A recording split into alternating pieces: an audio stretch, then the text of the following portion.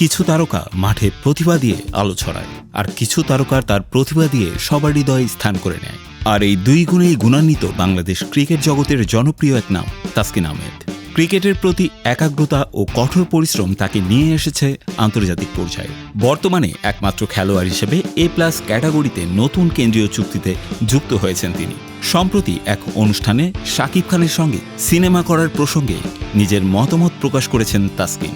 রোববার ঢাকার হোটেল শেরাটনে আয়োজিত রিমার্ক হারল্যান্ড কোম্পানির হালাল সার্টিফিকেট উদযাপন অনুষ্ঠানে তাসকিনকে প্রশ্ন করা হয়, শাকিব খান যদি আপনাকে সিনেমায় অভিনয়ের প্রস্তাব দেন, আপনি কি তা গ্রহণ করবেন?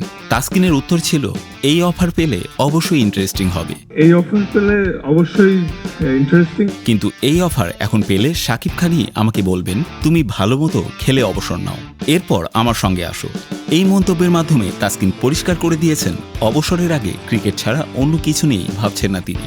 নিজের সব মনোযোগ 22 গজে রাখতে চান এই গতি তারকা।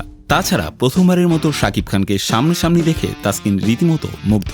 তাসকিন বলেন, শাকিব ভাই তো আমাদের সবার প্রিয় একজন কিংবদন্তি অভিনেতা। শাকিব ভাই, সামনাসামনি আসলে আপনি অনেক সুন্দর একজন মানুষ। শাকিব খানও এ সময় তাসকিনের প্রশংসা করেছেন এবং বিপিএলে ভালো পারফরমেন্সের জন্য তাকে হিরো হিসেবে আখ্যায়িত করেছেন। তাসকিন আমার সাথে হিরো হবে না, ওকে সলো হিরো বানাতে হবে।